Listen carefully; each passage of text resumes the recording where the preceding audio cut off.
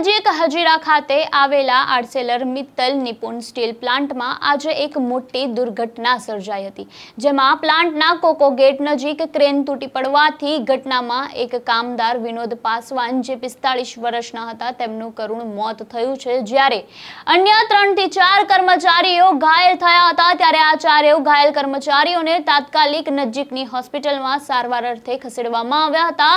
તેમજ આ ઘટનાની જાણ થતાં જ પ્લાન્ટ વિસ્તારમાં ભય અને અફરાતફરીનો માહોલ સર્જાઈ ગયો હતો। ત્યારે શું છે સમગ્ર મામલો, આપણે વિગતે વાત કરીએ। વૈષ્ણવજન તો તેને કહીએ જે પીડ પરાઈ જાનાને રે।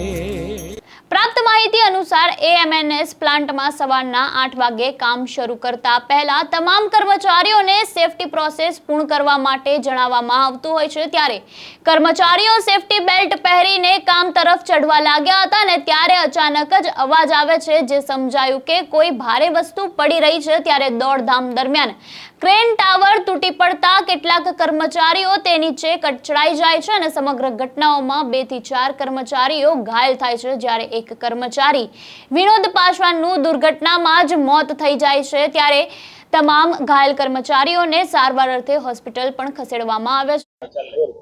आपका नाम? आलमगीर आयुष जी, कहाँ पे आप काम करते हो, क्या हुआ वहाँ? हजीरा एमएनएस कंपनी में करते हैं काम सर। वहाँ सुबह जब हम लोग आए 8 बजे आने के बाद बैठे रहे, टीवीटी हुआ, हम लोग का सेफ्टी वाला टीवीटी किया। टीवीटी करने के बाद सब बोला काम पे आप अपना अपना लग जाओ, साइन वाइन करके। काम पे जैसे हम लोग सेफ्टी वेफ्टी बेल्ट पहन के चढ़ने वाले थे, उतने में उधर से सर आवाज़ आया। आवाज़ आने के बाद हम लोग सोचे जिस पे काम करते वो गिर रहा है, वो नहीं गिर के अपना जान बचाने के लिए सब कुछ आदमी इधर भागा, कुछ आदमी उधर भागा। जो उधर भागा वो किरान टावर जो गिरा उसमें दब गया, तो कुछ आदमी का एक्सीडेंट हो गया, ये एक्सपायर हो गया। और जो उधर भागा उसको थोड़ा बहुत चोट लगा है। कितने लोग काम कर रहे थे और मरने वाले का नाम क्या है? जितने अभी उसमें जो हम लोग चढ़ने वाले थे वहाँ पे तो 100 आदमी काम करते हैं, लेकिन वो लोग अभी दूसरी जगह थे। पहले हम लोग 20 आदमी का ग्रुप है, 20 आदमी चढ़ेंगे, फिर वो लोग उसके बाद चढ़ेंगे। तो हम लोग 20 आदमी में अपने लोग 4 आदमी उधर भागा, जो उसका थोड़ा एक एक्सपायर हो गया और 3-4 आदमी का एक्सीडेंट हो गया। जो मरा उसका नाम क्या है? विनोद पासवान, 45। और यहाँ पे काम क्या चल रहा था? वहाँ ब्रिक वॉल चल रहा था, ब्रिक वॉल कुंचिंग टावर के अंदर में ब्रिक वॉल हो रहा था सर। ये क्रेन गिरा कैसे, किसकी गलती लग रही है?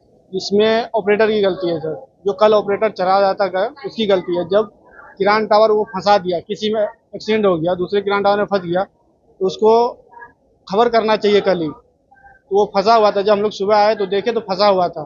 तो हम लोग का कंपनी जो इंजीनियर है वो सब बोला काम करो। काम करने चले, जो नीचे में जिस किरान टावर में फंसा हुआ था वो अपना चढ़ा, उसमें काम करने के लिए वो नीचे वाला था, ये ऊपर में रहता है सर, इसमें ऑपरेटर ऊपर ही रहता है, ऑपरेटर नहीं चढ़ा था। तो हम लोग चढ़ने वाले थे, उतने में उधर जो छूटा ना, वो झटके में पूरा किरान टावर ही गिर गया।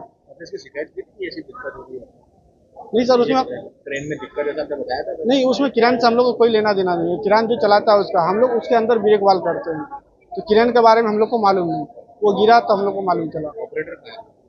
ऑपरेटर वो नहीं आया था, जो कल काम किरान चला रहा था वो नहीं आया था ऑपरेटर, दूसरा ऑपरेटर आया था जो नाइट में चलाता है, वो ऑपरेटर आया था।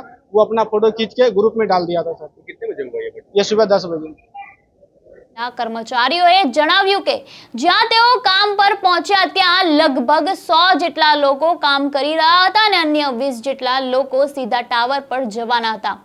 જ્યારે 4 કર્મચારીઓ દોડી ગયા ત્યારે ક્રેન ટાવર તૂટી પડવાથી આ દુર્ઘટના ઘટી હતી અને આ ઘટનામાં એક વ્યક્તિનું મોત થયું છે અને અન્ય લોકોને ગંભીર ઈજાઓ પહોંચી છે। ત્યારે વિગતો હજુ પણ તપાસ હેઠળ છે। ત્યારે પ્રારંભિક તપાસમાં જાણવા મળ્યું છે કે ક્રેન ટાવર ઓપરેટર દ્વારા ચલાવાતી ક્રેનમાં ભૂલ સર્જાઈ હતી, જેના કારણે ક્રેન ફસાઈ ગઈ હતી અને પાછળથી ટાવર તૂટી પડ્યો હતો। ત્યારે ઘટનાની તપાસ માટે પ્લાન્ટની સેફટી ટીમ તથા સ્થાનિક એન્ફોર્સમેન્ટ એજન્સીઓ તાત્કાલિક ઘટના સ્થળે પહોંચી ગઈ હતી અને હજુ પણ ક્રેન તૂટવાના ચોક્કસ કારણો અને જવાબદારીનો દિગ્દર્શન થવું બાકી છે। ત્યારે એએમએનએસ પ્લાન્ટમાં આ દુર્ઘટના કર્મચારીઓ અને તેમના પરિવાર માટે એક ભયાનક અને દુઃખદ ઘટના બની છે। ત્યારે મૃતક વિનોદ પાસવાના પરિવારજનોમાં શોકનું મોજું વળી પડ્યું છે। ત્યારે આ ઘટનાએ દર્શાવે છે કે મોટા ઉદ્યોગોમાં સેફટી નિયમો અને ક્રેન ઓપરેટર પર કડક દેખરેખ રાખવી કેટલી મહત્વપૂર્ણ છે, ત્યારે આપનું આ ઘટના અંગે શું કહેવું છે અમને કમેન્ટ બોક્સમાં આપના મંતવ્યો જરૂરથી જણાવજો અને આવા વધુ સમાચાર માટે જોડાયેલા રહો નવજીવન ન્યૂઝ સાથે,